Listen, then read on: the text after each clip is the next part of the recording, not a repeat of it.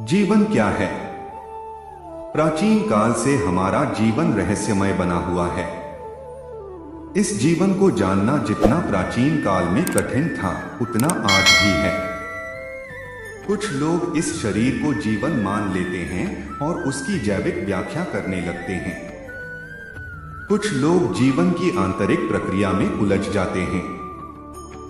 प्राचीन काल से हमारा जीवन रहस्यमय बना हुआ है। इस जीवन को जानना जितना प्राचीन काल में कठिन था, उतना आज भी है। कुछ लोग इस शरीर को जीवन मान लेते हैं और उसकी जैविक व्याख्या करने लगते हैं। कुछ लोग जीवन की आंतरिक प्रक्रिया में उलझ जाते हैं। जीवन के संदर्भ में विचार करने वाले जितने भी विचारक आज तक हुए हैं, उन्होंने अपनी अपनी तरह से व्याख्या की है। जीवन क्या है? जगत क्या है? जगत का नियंता कौन है? ये प्रश्न आज भी उलझे हुए हैं। लेकिन जो लोग तत्ववेत्ता हैं, उन लोगों ने अपनी आध्यात्मिक चेतना को जागृत कर इस जीव जगत के रहस्यों को जानने का प्रयास अवश्य किया है। हमारे आध्यात्मिक संतों के चिंतन का आधार यही है कि जब मूल प्रकृति से जीवन अलग होकर शरीर में प्रवेश करता है, तो उस शरीर की पात्रता, योग्यता और क्षमता की जांच अवश्य करनी चाहिए।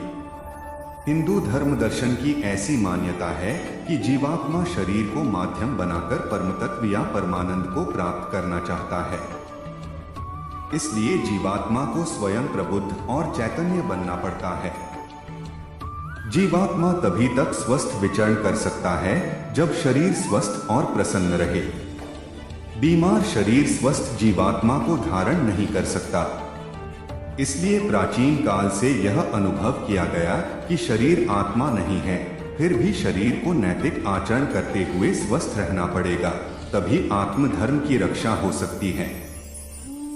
सबसे पहले आत्मा की रक्षा करनी चाहिए, यही धर्म है।